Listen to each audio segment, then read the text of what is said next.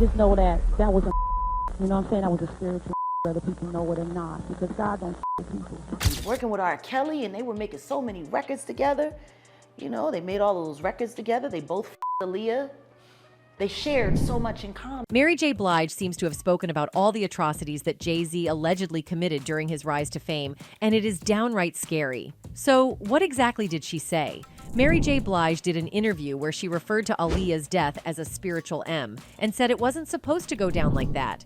That was a, you know what I'm saying, that was a spiritual, whether people know it or not, because God don't people. You know what I'm saying, whether people know it or not. And I could go deep, But that wasn't the only time Mary openly speculated about Aaliyah's death. In a 2006 conversation with Oprah, Mary J. Blige revealed the depth of her emotional response to Aaliyah's death. She reflected, "Yes, and Aaliyah had just died. My life was her life. She was surrounded by people who weren't telling her the real deal. We weren't close friends, but I talked with her a couple of times. I very well could have been the woman on that plane." Mary's connection with Aaliyah, despite not being intimate friends, underscored the vulnerability and interconnectedness of their lives. She spoke of the pervasive influence of those around Aaliyah, hinting at an environment where honesty was lacking. Mary's introspection led her to a chilling realization. "I don't know how or when, but I'm next." She also talked about how during a performance at the historic Apollo Theater in Harlem, Mary experienced a moment of reckoning. Overhearing her boyfriend Kendu's ultimatum about leaving her if she returned home drunk, Mary decided to alter the course of her life. Recounting the pivotal night, she shared, "After the show, I received a call from the girl who always got the drinks and substances. When I went to her house, she had the biggest bottle of wine she could find on the table. I took off all my makeup and just sat there. 'You want a glass of wine?' she asked. I said no. I got up and left for home at 10 o'clock that night. Normally, I'd be stepping in the house at 4 in the morning. Shockingly, this was the same night she received the news of Aaliyah's passing." In a separate interview, Mary elaborated on the profound shift triggered by Aaliyah's death, stating, "She wasn't a close friend.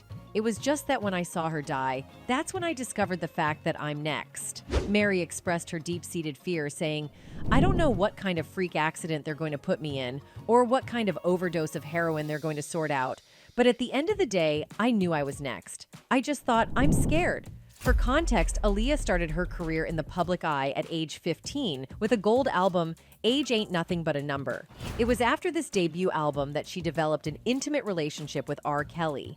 In a 1994 interview with Vibe magazine, Aaliyah hinted at the nature of her connection with Kelly, describing casual outings like watching movies and sharing meals.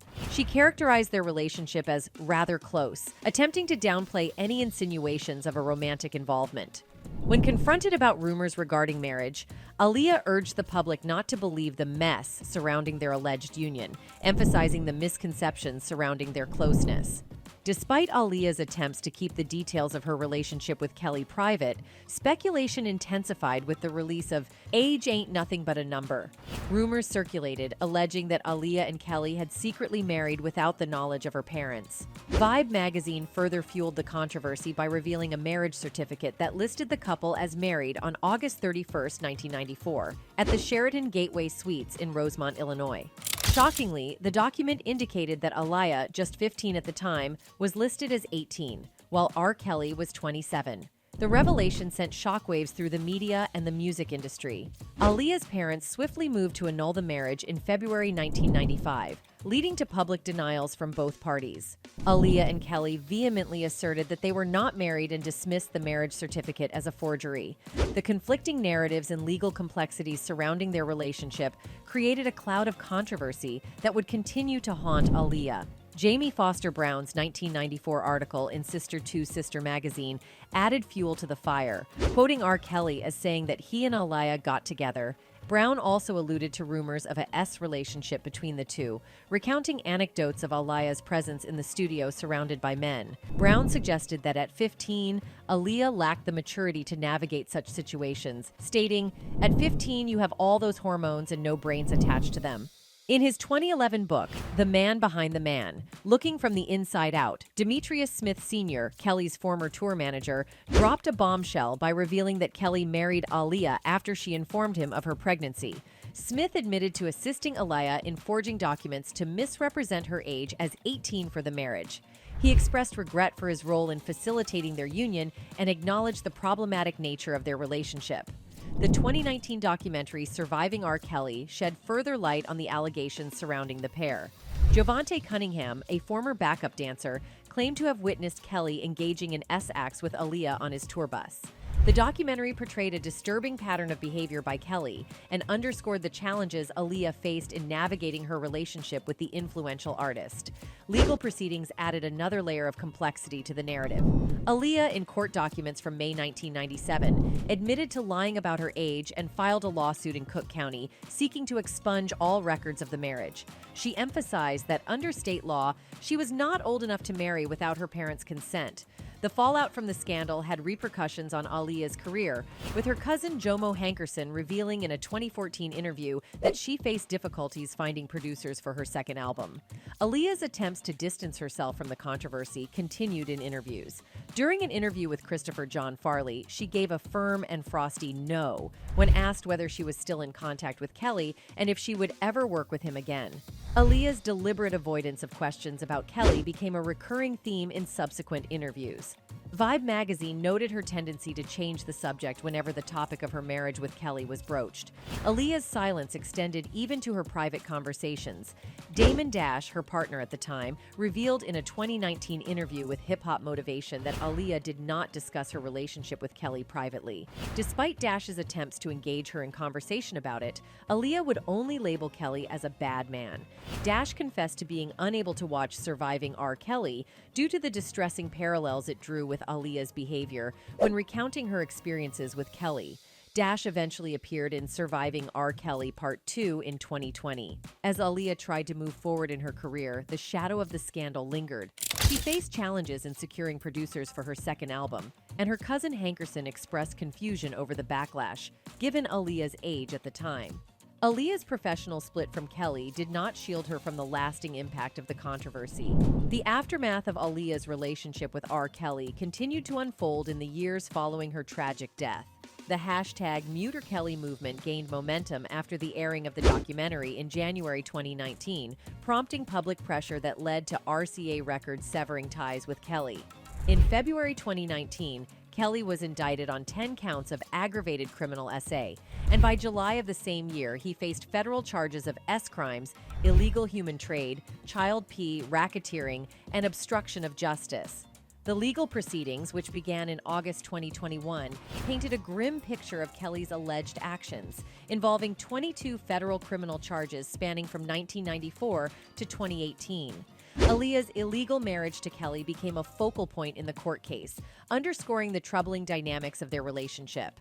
On September 27, 2021, a federal court jury delivered a verdict that found Kelly guilty on 9 counts, including racketeering, exploitation of a young person, kidnapping, bribery, and a violation of the Mann Act.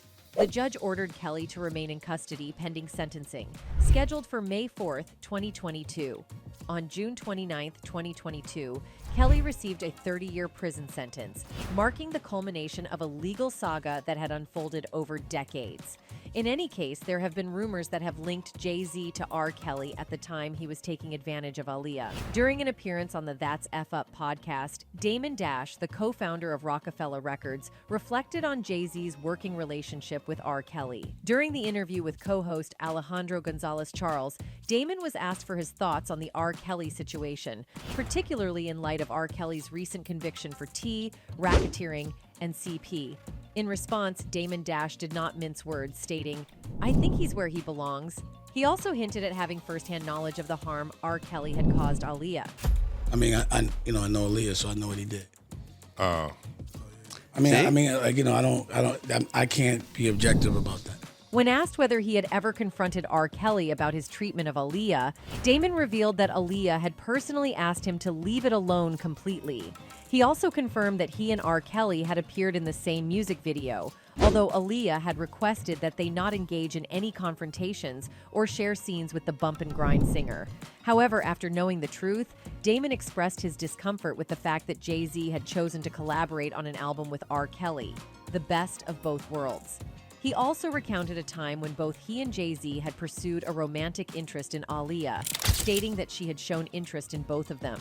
As a result, Damon noted that he didn't want any part of the project. "I'm not there as an executive producer. Just don't put my name on that. I don't want no money from that. If it is, put it towards the Aaliyah Foundation. Moreover, Damon showed his concerns that it raised his eyebrows when he came to know that Jay-Z was thinking, and he and Damon were in some sort of competition to see who would win his heart first. I didn't look at her like that because she was like a tomboy, Dash started. She was little to me, but then one time I guess we had the same bookkeeper, and I walked past. Every time I saw her, she looked different. She had different looks every time, and I was like, who the F is that? Damon Dash mentioned that he put forth his best effort in pursuing Aaliyah, only to later discover that Jay-Z had also shown interest in her. He expressed his initial frustration upon learning this, saying, I wasn't aware that Jay was also interested. He mentioned that the situation became complicated as they were both vying for her attention. Eventually, they both encountered each other, and the outcome was a lengthy and complex story. Damon went on to explain that many people in their circle were pursuing Aaliyah. He mentioned that she would agree to have dinner with someone, but she wasn't inclined to engage in intimate relationships casually. The primary focus for many was figuring out who could establish a meaningful connection with Aaliyah. Everybody was getting at Aaliyah, bro, he continued. She'll go to dinner with an N, but she wasn't gonna just be smashing. So that was the big deal, like who can get with Aaliyah? The music executive went on to disclose that Jay-Z had become noticeably resentful once he discovered that Damon was pursuing Aaliyah. Damon explained that he had some feelings about it, but it was common knowledge. People tried to act like he was really involved with her. Although he was sending gifts and making romantic gestures, he was courting her. So they were both putting in a lot of effort, and we coincidentally found themselves in the same house on the 4th of July. And we ended up in the same house 4th of July. So we were, for some reason, this day. Wait a minute, you, Jay, and Aaliyah ended up in the same house. Yeah. It was a situation where Aaliyah's attention might sway toward him one moment and then toward me the next. Damon emphasized his consistency in his pursuit of the singer, saying, but that particular week, I was on top of my game. Everything I said was witty, you know what I mean? He recollected a specific incident, saying, I remember coming downstairs, and Jay-Z had this sigh. His friends were teasing him and making jokes. All in all, Jay-Z's alleged involvement in Aaliyah's demise has also been linked to Beyoncé. As you already know, Aaliyah was the queen of R&B during her time, and this meant that the Illuminati wanted to recruit her, but Aaliyah was not having it. Her refusal to join the movement might have angered Jay-Z and other members of the cult, who then opted to have her replaced. It was around the same time when Jay-Z met Beyoncé. The Illuminati, which kept Jay-Z on leash, selected Beyoncé to carry on the legacy because Aaliyah had refused to join them.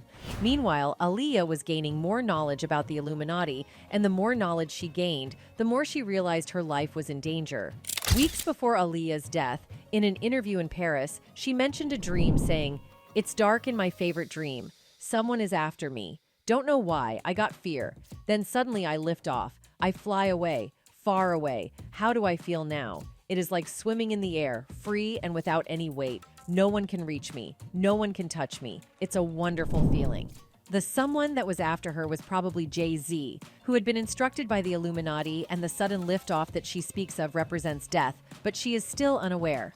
Anyway, aside from all this, we need to talk about a 2016 blind item that recently made the rounds on social media about a singer by the name Teairra Mari. In the wake of the death of Aaliyah, certain record producers were looking for someone else who could step into her shoes in more than one way. As I have told you before, Aaliyah was AB'd as a minor by several producers and was treated like a piece of meat to be bought and sold by different moguls up to the time she died. A couple of years after she died, a fairly large record producer started making some calls about a singer he had working out of his studio. She was 15 and eager, and soon different label heads were scouting her. When they heard her voice and then saw how she looked, they started scouting her even harder. She was sleeping with one of the producers, the one who made the initial calls. Soon, she was sold to this pseudo-star celebrity sibling. He loves controlling vulnerable women. It is his specialty. Anyway, he started controlling the career of this singer. He brought her to the attention of this A-plus list rapper mogul, and he signed her to a deal. By the time all the ink was dry, she was just shy of being legal. Didn't stop the mogul. He liked to sample the new talent. He was sampling her on a fairly regular basis, but he also was involved with a current A-plus list singer who was in his face every day. Our brand new signee did fairly well. Her first record sold a decent number of copies, and she had some quality singles. The thing is, though, that star in charge of her career was feuding with the mogul and told the mogul he would not be allowed to hook up with the singer again. I assume he thought the mogul would think she was something special. Apparently not as special as the current A-plus lister because the new Sydney was dropped and the word put out on the street. No record deals for her from any label. When someone ignored the edict, they were paid a visit. If the visits were ignored, then other steps were taken. This was a total lockdown of a career that lasted almost a decade. The star cost his client her singing career, but he didn't care because he was with so many different women who were all earning for him that she was just a drop in the bucket. Lately, the singer has come back into the spotlight, and apparently she is now allowed to record and is starting to make a name for herself again. Now, for context, Teairra was signed by Jay-Z at age 16 and was discovered by L.A. Reid, then signed to Def Jam at the same time as Rihanna. L.A. Reid said in his memoir that the label initially believed Teairra would be a bigger star. However, Beyoncé interfered and told them to focus on Rihanna. Reid said, "We had an in-house company showcase, and Beyoncé happened to be there with Jay-Z, Teairra Mari, Rihanna, a four-girl group called Black Butterfly, and Neo performed at the label. We thought Teairra Mari would be a big star. We spent more time on her, did more work on her, paid more attention to her. A bell went off for me, however, when after the showcase, Beyoncé came up to me and said, 'That Rihanna girl, she's a beast.'" According to this blind item, Beyoncé did this because she found out Jay-Z was messing with Teairra. The blind item claims L.A. Reid also slept with Teairra as soon as he discovered her. Mind you, Reid is 31 years older than Teairra. Then, Teairra was allegedly sold to Ray J, who was involved in all this shady business of scouting and controlling young female artists. According to the blind item, Ray J then took over and brought Teairra to Jay-Z's attention. Later on, Ray J and Teairra embarked on a romantic journey in the intriguing year of 2006. The intricacies of their relationship gained an additional layer of fascination due to the unexpected turn of events involving Teairra and the renowned Jay-Z. In a surprising twist of fate, Jay-Z decided to sever ties with Teairra from his label during the very same year they began their romantic entanglement. Meanwhile, just after Teairra celebrated her 16th birthday, Jay-Z made a significant move by signing her to Def Jam. This pivotal decision set the stage for Teairra's musical debut. She collaborated with Jay-Z on his inaugural project as the president of Def Jam Records. Their joint effort resulted in the creation of Make Her Feel Good, the lead single from Teairra's debut album on Roc-A-Fella/Def Jam. The track, produced by Sean Garrett, made waves by reaching number 35 on the Billboard Hot 100 and securing the 9th position on the R&B charts. While it gained substantial traction on BET, its presence on MTV remained relatively subdued. The momentum continued with the release of the second single, No Daddy, accompanied by a video that propelled it to commercial success on MTV. The video's popularity was evident as it spent a remarkable 16 days on Total Request Live, peaking at number 4. But despite the initial success, Teairra faced challenges with her second album, Second Round, initiated in 2006. The first single, Play Me, slated for a fall release, encountered a roadblock when production abruptly halted midway through the album's creation. Teairra, on the brink of her high school graduation, received a life-altering phone call from the label. The disheartening news delivered was that she was being dropped from the label. I was getting ready for my prom, getting out the shower, and I got a call from Jay Brown, who works for Jay-Z, and he just told me, it was a nice run, kiddo, but, gotta let you go. This sudden and seemingly arbitrary decision left Teairra bewildered, and the abrupt cessation of communication with Jay-Z added a layer of mystery to the entire ordeal. Teairra also revealed that Jay-Z was like a father figure to her, and she was disappointed in how he let her go. Yeah, he was definitely a mentor. He was like a father figure. He was a great guy. I learned a lot from Jay. According to the tantalizing blind item, Jay-Z's sudden decision to drop Teairra from his label was allegedly fueled by a romantic involvement between them. The clandestine affair supposedly came to light when Queen Bey herself got wind of it. Additionally, Ray J was not too pleased with Jay-Z's romantic rendezvous with Teairra. Rumor has it that Ray J had his eyes on Teairra and wasn't too happy about sharing the spotlight. In any case, Jay-Z didn't just drop Teairra. He took it a step further by allegedly blacklisting her, putting a serious damper on her career prospects. After getting dropped from Def Jam, Teairra developed a substance issue and spent some time in rehab, which many believe is a consequence of getting involved in the industry at such a young age. In any case, while it's crucial to emphasize that none of these allegations has been officially confirmed, there's an adage that suggests where there's smoke, there's likely fire. In this case, the air is thick with speculation, and fans can't help but detect the unmistakable scent of something smoldering beneath the surface. Anyway, that's it for this video, folks. Bye.